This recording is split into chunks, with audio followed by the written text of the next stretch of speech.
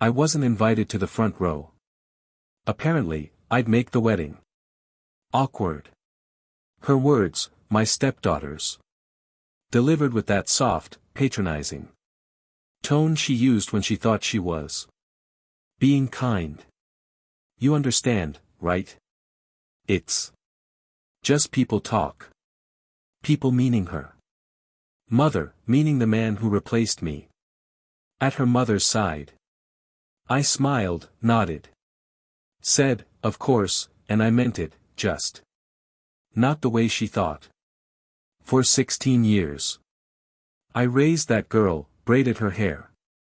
Before school, sat through piano recitals, paid for braces, college applications, everything. Her father, the real one, vanished before her third birthday. And then when she was 24, she met him, Richard Gray, her fiancé's father, a man with money, charm, and a God complex. He ran a chain of real estate firms. Old money, new arrogance. My ex-wife adored him. My stepdaughter worshipped him. And when I got the wedding invitation addressed to Mr. Henry Lawson plus guest, I almost laughed. A formality, an afterthought. But I wasn't prepared for the call a week later. Henry, my ex said, please don't come. My family begged. You'll make it worse. Apparently, my presence would ruin her perfect polished ceremony, the union between her son-in-law and Richard's legacy. I said, okay. Calmly, quietly, I told them I'd stay home. And then I started working. I didn't need to yell. I didn't need to show up. I just needed to move the pieces. You see, I built their trust funds. After the divorce, I handled the legal restructuring of our joint assets. My name had been scrubbed from the family photos, but not from the paperwork. My ex-wife didn't understand. The documents she signed, the accounts, the investment vehicles, the small print clauses in the trust revisions. They were complex for a reason. My reason.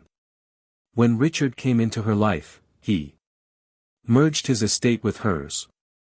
I watched from the background, silent, invisible, as the lawyers smiled and the signatures flowed. He thought he was securing her future. He didn't realize he was binding his fortune to a structure I had designed. A structure that required one thing, my authorization to finalize. 4 years, I said nothing until she told me to stay home. The night before the wedding, I poured myself a drink, logged into my account, and moved a series of files from my private archive into a folder labeled Trust Audit Gray Family. The access trail led straight to me, because I wanted it to. Then I made the call. Hello, Mr. Gray. This is Henry Lawson. I'm just reviewing some final signatures on the merged accounts before the wedding. You might want to take a look at the asset ledger tomorrow morning. He thanked me, cheerful, oblivious. The next morning, while the wedding flowers bloomed and the cameras flashed, Richard Gray sat in his study with his accountant. He didn't attend the ceremony. Neither did I. At 9:32 a.m., my phone rang. His voice was shaking. Henry, the accounts, the trust. My God, man.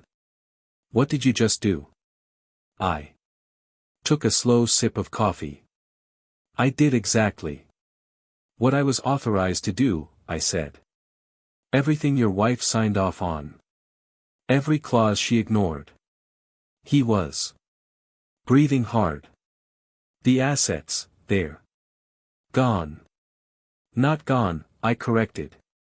Just reverted. Silence, then quietly, to you.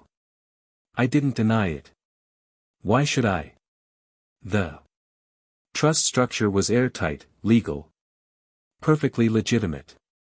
The marital merger had triggered an automatic reversion clause, one I'd written years ago, back when my ex insisted I handle the boring legal stuff. The clause ensured that in the event of remarriage, all shared marital assets under the Lawson Trust reverted to the founding trustee, me. Richard Gray's empire had just become mine. By noon, the whispers had started. The wedding delayed, the bride in tears.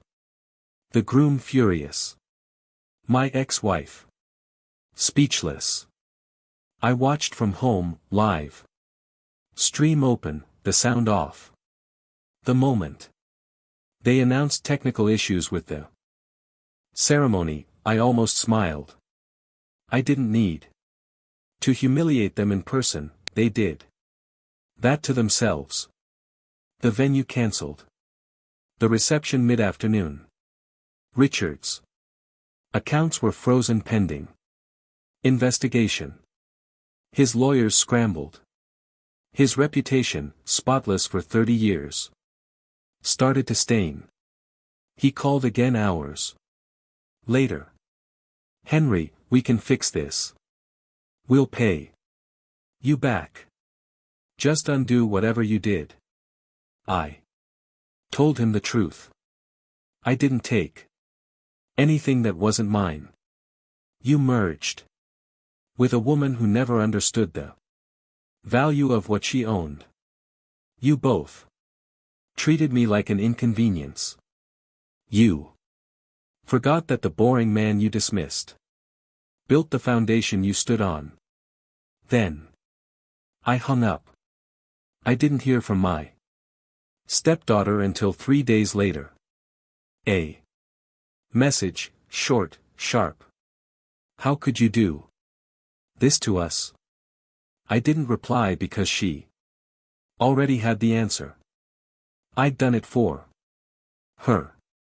For the 16 years I raised her. Loved her, protected her before she decided I was disposable. And when she sided with her mother, when she told me to stay home, she made her choice. I simply honored it. Now their world burns. Quietly. Richard sold 2 of his companies to cover debts. My ex moved into a smaller house. The wedding photos were never posted. I didn't need to attend to make my presence felt. That's the thing about revenge. The best kind doesn't scream. It whispers. It waits. And when it strikes, it doesn't just take back what's owed. It reminds them who built the life they destroyed. I walk past the mirror sometimes and see myself as they never did. Calm. Deliberate, patient. They thought I'd make the wedding awkward.